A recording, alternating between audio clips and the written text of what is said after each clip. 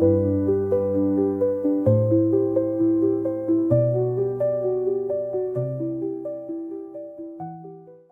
Relation Week 2025, and we are so delighted to be part of it from Intercultural Community Development Foundation, NI.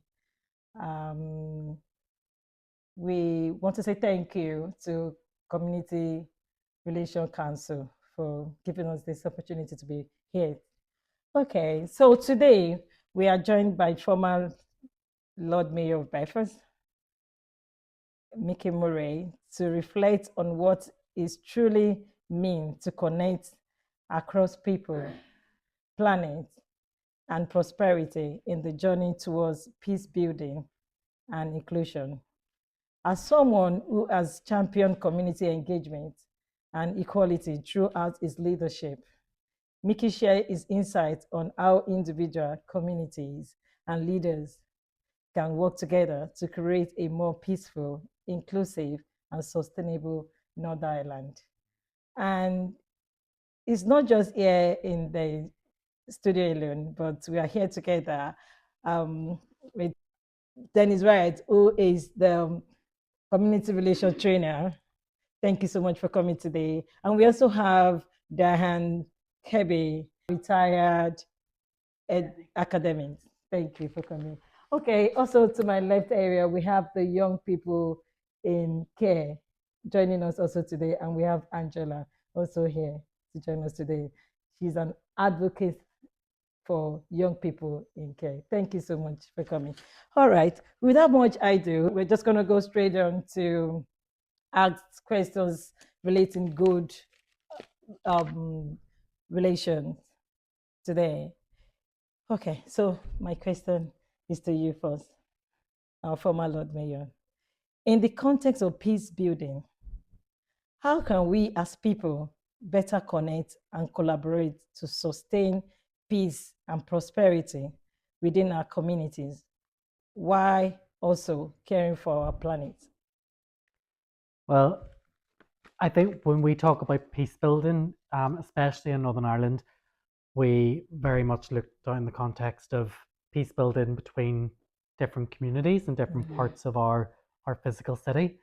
But I think the bigger, more global peace building that we need to do is between us and the planet. Because for years we've taken advantage of the world that we live in, and it's got to the point now that that's unsustainable to continue to do that.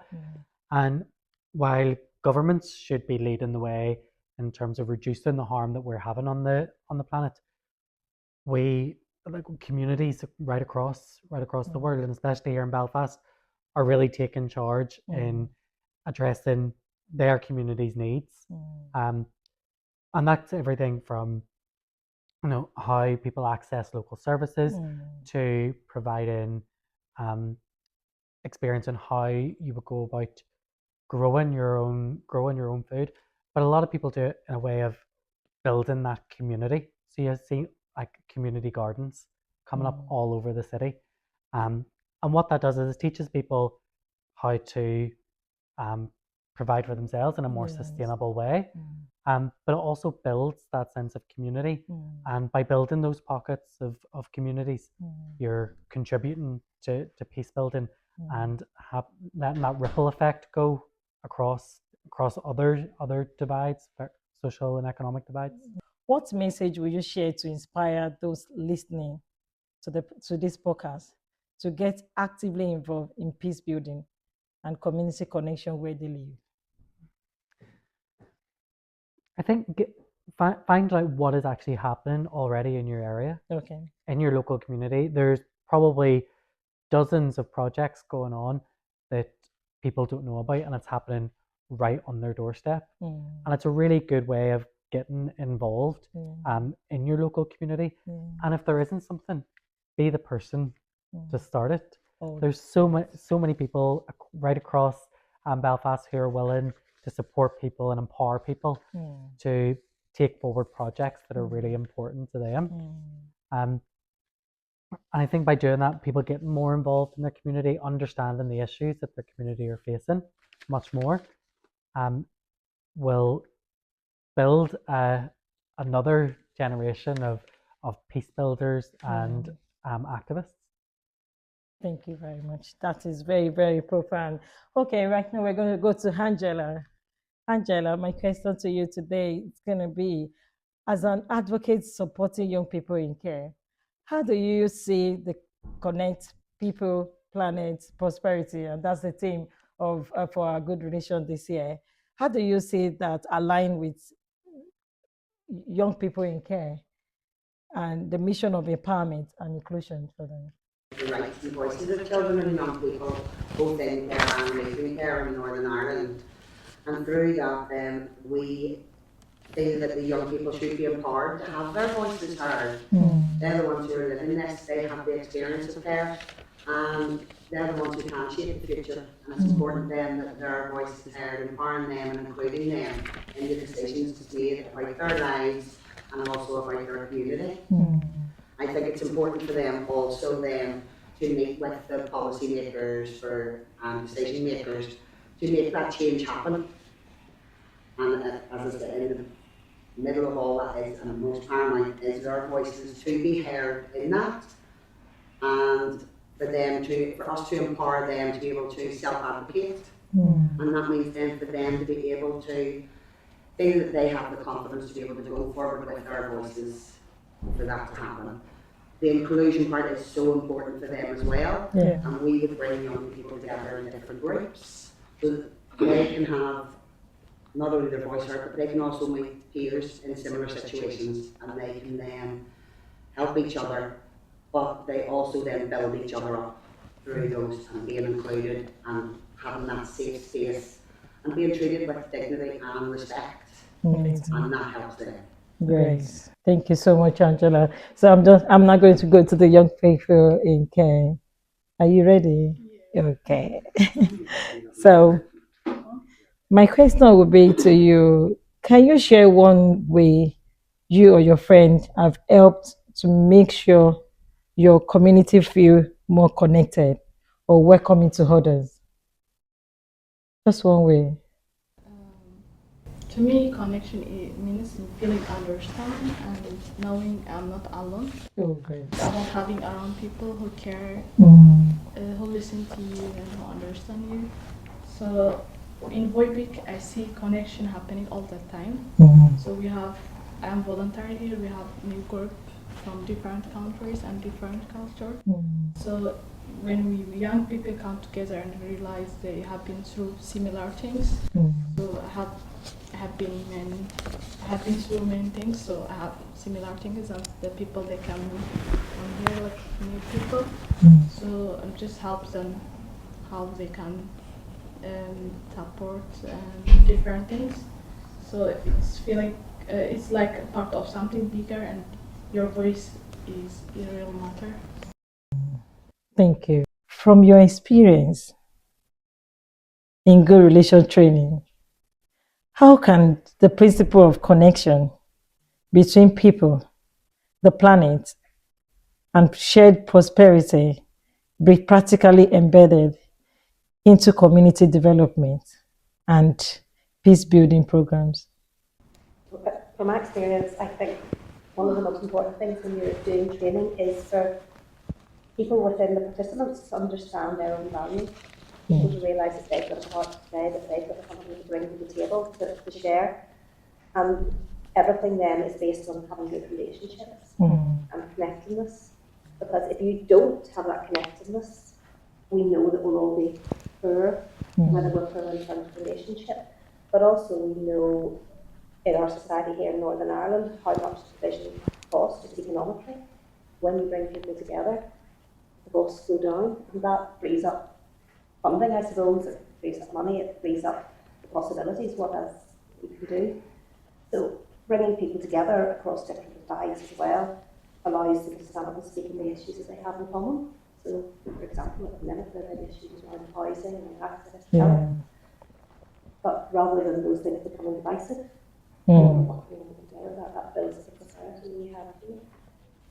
And if we look in terms of our planet, it's about the resources we use, and it's about all of us working together. because we're all invested in the future.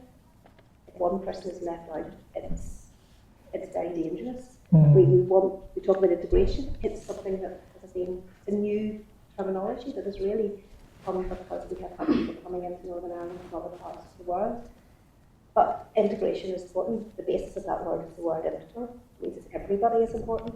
Everybody is equal.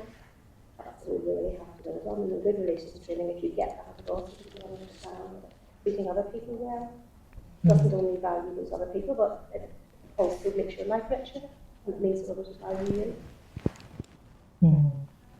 Amazing. Thank you so much. In promoting good relation, how can we ensure that connection leads not only to dialogue, but to real change, especially in addressing inequalities, cultural misunderstanding, and environmental challenges? So I think when you talk about dialogue, dialogue isn't just about two sides talking or different people talking. It has to be about really listening and understanding and connecting with other people.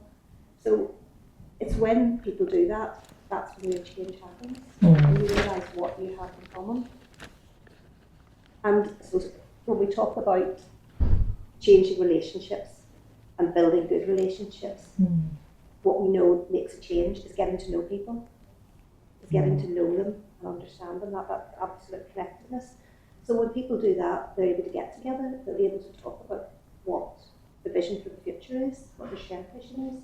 Then you can work towards that change together.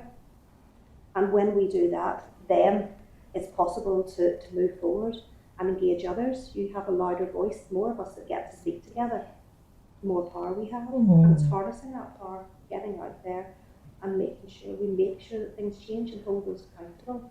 Okay. You know, Yeah. Our city is a diversity city. We have the cultural diversity in our city already. So how do we bring the voices of ethnic minority in peace building? Well, from a perspective of being a politician and an elected representative, I think diversity and inclusion is really incredibly important to make sure that we have the voices that we need in the room to make the decisions that we make. And being a local councillor, we're making decisions on behalf of local communities. So all the decisions we make are local, and people will see the outcome of the decisions that we make. But it's so important that the people that are making those decisions are actually representative of the community. For instance, in Belfast, we have 60 elected councillors for the city. We're all white. Our gender balance isn't perfect, but it's getting there. We have 3 openly LGBT people on the council. I think if we have 1 or 2 more, it would be more reflective of the population. But there are real issues in terms of making sure that minority voices in the city are heard at a local government level, at a Stormont level, at a Westminster level, and that just isn't here yet. And I think it's because we have focused so much on what divides society in terms of the traditional divisions of this place, and we now need to look through a lens of, right, how do we look beyond the 2 traditional communities? So a lot of people say about the traditional communities in Belfast that there are 2. A lot of people then say that there are 3. But in reality, there are actually hundreds of communities in Belfast, and we need to make sure as many of those voices are represented in politics as possible. Okay, thank you so much for that. But I feel the ethnic minority is, we are part of the community, and at the moment, it might be that a lot of people in the ethnic minority might not look towards politics. But if we have this conversation, as we have this conversation now, people will begin to see new things in coming to politics. So, for example, we have a lot of ethnic minorities. They want to be there. They want their voice to be represented. They want to be elected, but they've not been given. They've seen themselves that they've not have the opportunity to be there. But if they don't come forward, how would they be there? So, I would just say that, yeah, in that line, we will try to, I mean, to work on that line. We are coming to the council. I hope so. I hope so.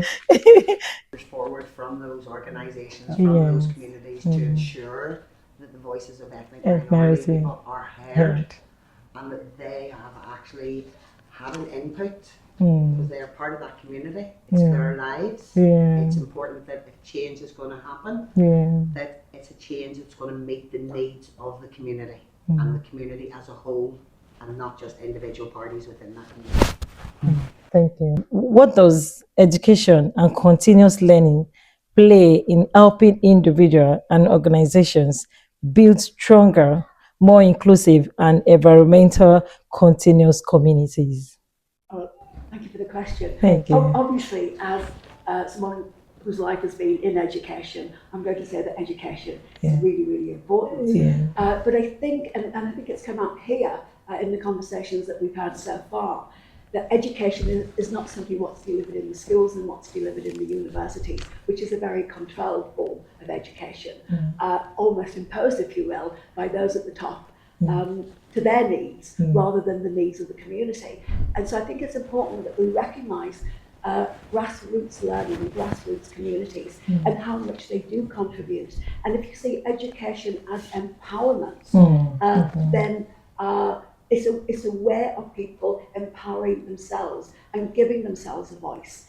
And I think particularly with ethnic minorities at the moment, what we know is that we have a media, we have governments, we have all sorts of people of influence and in power actually dividing us by making us feel, particularly ethnic minorities, that they're coming into this country, they're swamping us, they're taking this, they're taking that. And the conversation, education can change that conversation by pointing out just how much the people coming from all over the world, with all their skills, with all their culture, with all their wonderful food even, are actually contributing to our society and to its evolution, and that this is historical. That globalization has been going on for centuries and the world has benefited from globalization. And this is what people need to know, that instead of which that they're filling people from all communities with fear and hatred. And we know right now we're in a very dangerous situation in the world because those at the top tend to be people with phenomenal affluence. You know, oligarchs are now running the show. Donald Trump is an example of that. The message at the moment is might is right. And one of the reasons we have so many people migrating at a much greater rate than ever before is because of the wars.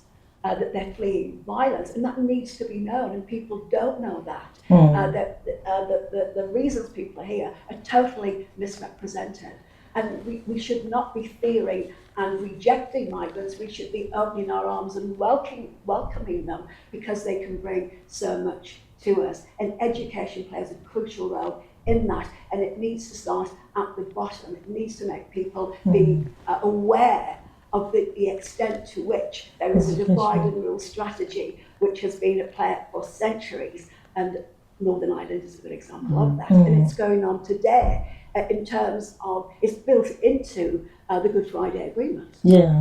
So we need to be more aware, and education is the way, but we shouldn't see education as something delivered by institutions. It's something we deliver to each other in our communities, just meeting and talking to each other. Thank you so much. Thank you. For me, it's important that people and communities have that learning and that knowledge that actually the ethnic minorities, asylum seekers, migrants who are coming to this country are actually bringing such valued information, but also their services to our communities, and we need to understand that. And I think getting that information out there is so important for people to understand that they're actually not just coming here and staying here on the media and through different avenues that they're just being brought here. No, they're not. They're actually coming here and they're bringing their services, which is better than empowering our communities and helping our communities then grow stronger and develop. Okay, thank you so much, Angela. Okay, do you have something to say about it? Yeah, I think what Angela is saying Yeah. is really important. And I think one of the things that we need to recognise is that a lot of the people coming over here have real skills. I mean, not just technical skills, but they're Yeah. doctors, they're professionals, they're lawyers, they're Yeah. engineers, they're builders, architects.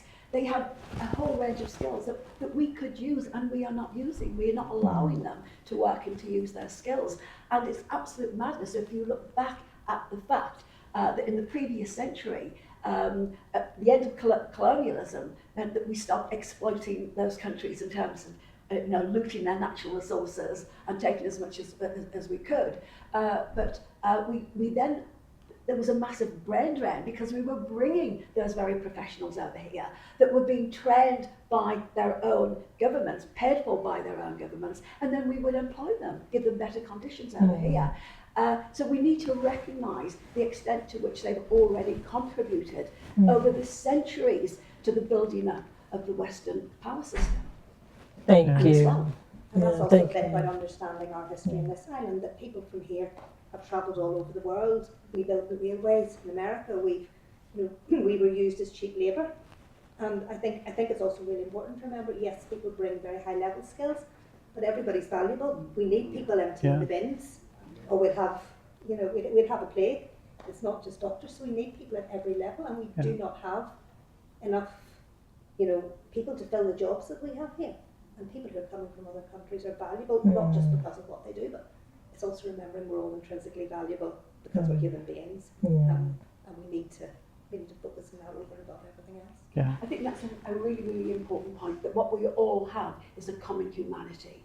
And by supporting and helping each other, we best express it and realise it. So we're just going to finish up now with, and I'm going to say this: what we see, we value. What we value, we protect. So let's work together to keep peace building. Thank you.